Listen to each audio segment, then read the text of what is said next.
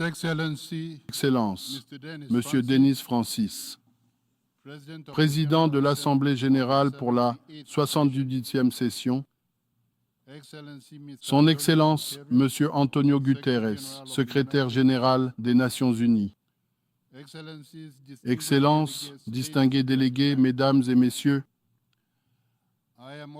j'ai l'honneur de me tenir devant vous en tant que président de l'Assemblée générale pour sa 79e session.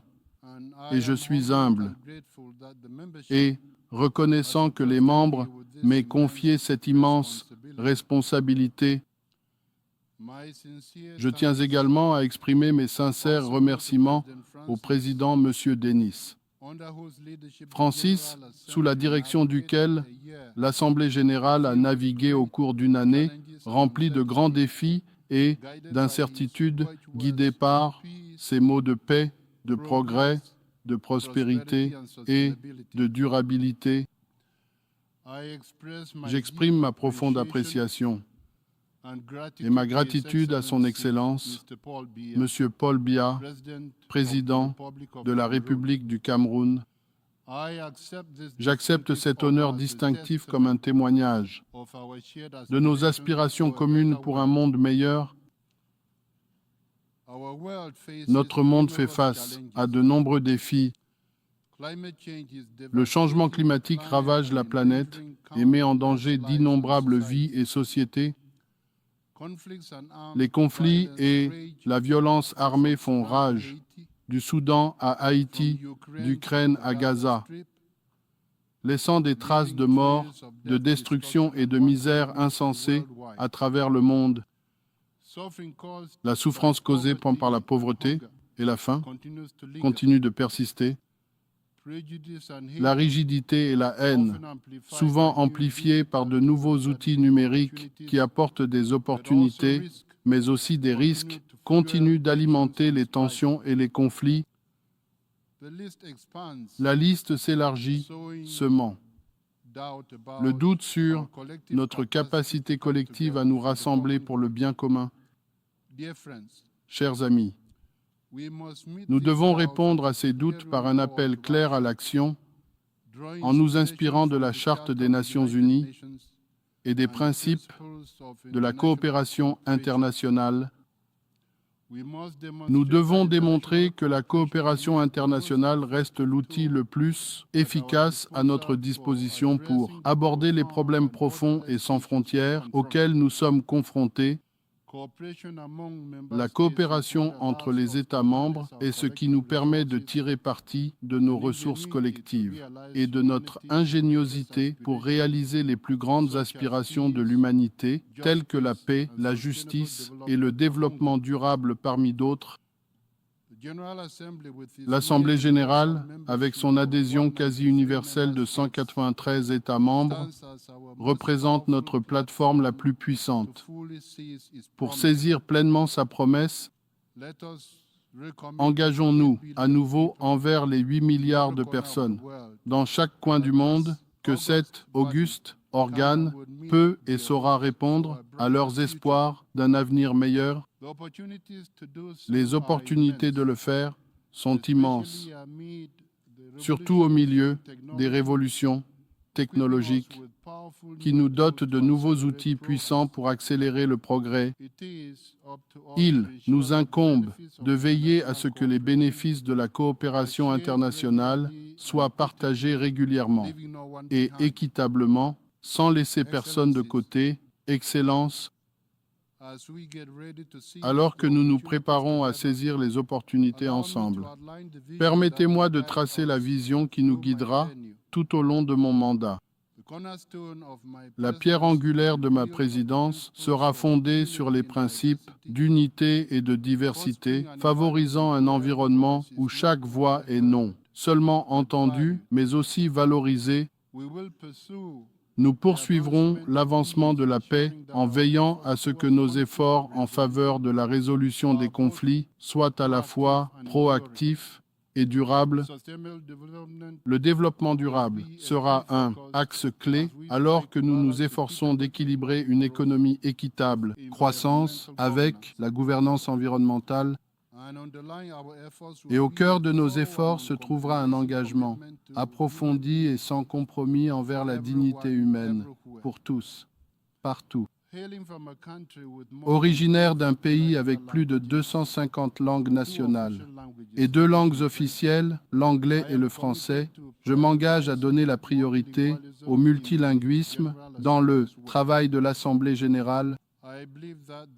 Je crois que l'Assemblée reflète la richesse des peuples et des nations et que la diversité linguistique fait partie de notre langue commune d'égalité, de compréhension et de respect mutuel. Il en va de même pour l'égalité des sexes et l'autonomisation des femmes, une expression fondamentale de notre engagement envers la dignité humaine et une base nécessaire pour un monde pacifique, prospère et durable. Toutes les données montrent que lorsque les femmes participent pleinement, les sociétés en bénéficient. Par conséquent, toutes mes actions et mes efforts intégreront une perspective de genre et s'efforceront d'atteindre l'égalité des sexes. J'encourage les États membres à non seulement augmenter le nombre de femmes dans leurs délégations aux Nations Unies, mais aussi à intégrer une perspective de genre dans leurs politiques et programmes à l'échelle nationale. Avec ces principes, nous poursuivrons des priorités extraites de discussions significatives avec les États membres pour fournir des solutions. Dans le cadre des travaux de l'Assemblée générale, tout d'abord, en ce qui concerne la croissance économique durable, il est impératif que nous explorions des stratégies qui favorisent la croissance tout en garantissant la durabilité et l'équité. Cela inclut la promotion de l'innovation, le soutien aux économies vertes et l'assurance que les bénéfices du développement économique soient accessibles à toutes les nations, grandes et petites. Deuxièmement, la paix et la sécurité continueront d'être d'une importance primordiale. Prioriser la prévention des conflits plutôt que de recourir aux armes pour régler nos différends contribuera à réduire les dépenses militaires élevées actuelles, ce qui complique l'atteinte des objectifs de développement durable. Nous devons investir dans tous les efforts pour diminuer les tensions et plutôt construire la confiance à travers le monde. Les tensions et le déficit de confiance continuent de minimiser notre recherche commune des meilleures façons et moyens d'éliminer les armes nucléaires sur la face de la Terre.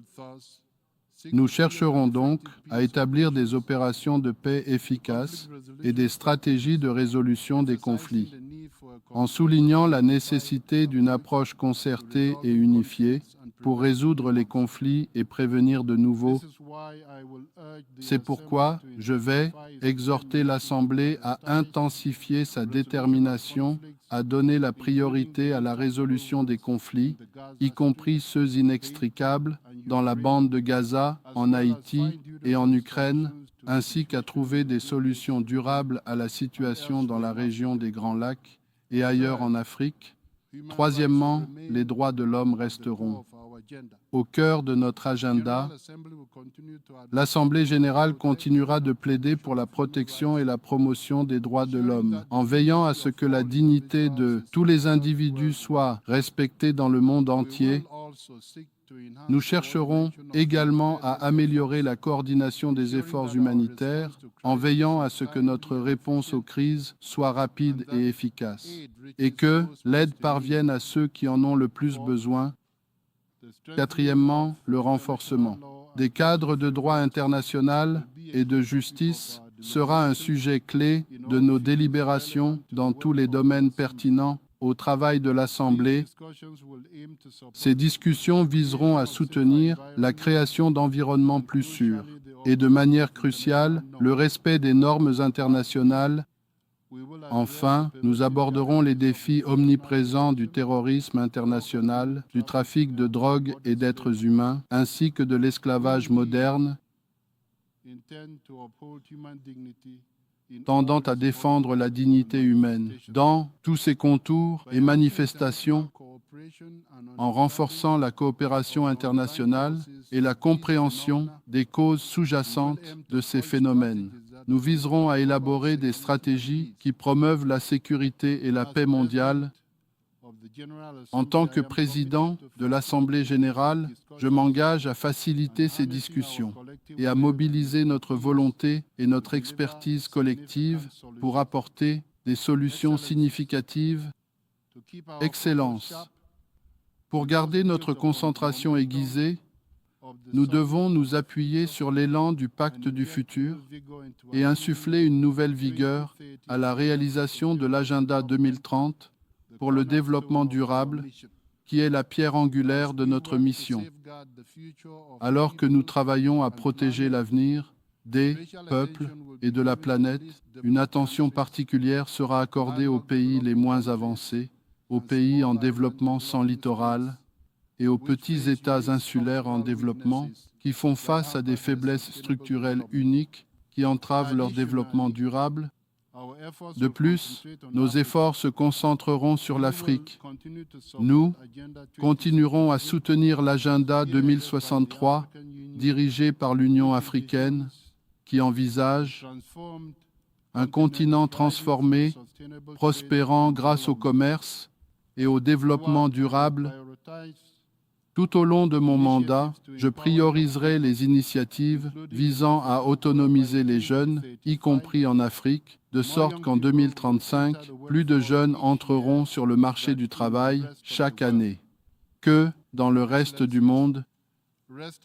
Excellence, soyez assurés que je reste déterminé à exécuter les mandats de cette Assemblée avec un focus résolu sur ce qui suit: la réforme du Conseil de sécurité, la revitalisation de l'Assemblée générale, le sommet social 2025, la 4e conférence internationale sur le financement du développement, la conférence des Nations unies en soutien à l'objectif de développement durable. 14. La 4e conférence de haut niveau sur les maladies transmissibles et la mise en œuvre du pacte du futur qui sera adopté prochainement. Avançons ces priorités dans un esprit de collaboration en veillant à ce que les Nations unies continuent d'être un phare d'espoir et une source de solutions pour la communauté mondiale. Excellence, Mesdames et Messieurs, mon engagement envers vous et envers tous les peuples représentés au sein de l'Assemblée générale est de maintenir les normes les plus élevées d'intégrité et de professionnalisme dans tous les aspects de mes fonctions. Le serment que j'ai prêté aujourd'hui n'est pas une formalité. C'est un vœu solennel de servir avec honnêteté, impartialité et une dévotion indéfectible à la Charte et aux principes des Nations unies. J'espère sincèrement qu'à travers l'unité, nous pourrons innover et mettre en œuvre des solutions inclusives solides qui répondent aux problèmes pressants auxquels notre communauté mondiale est confrontée, en favorisant un environnement où des perspectives diverses sont reconnues et intégrées dans notre processus décisionnel. Nous nous préparons au succès. Dans la poursuite de nos objectifs communs, mon approche sera collaborative et consultative. Nous croyons profondément au pouvoir du dialogue et à la nécessité d'écouter toutes les voix en veillant à ce que chaque État membre soit entendu et valorisé. À cette fin, je travaillerai sans relâche, non seulement pour réaliser la promesse de nos aspirations, mais aussi pour les dépasser. Les défis sont complexes, mais avec un engagement partagé et un respect mutuel, nous pouvons les surmonter. Merci.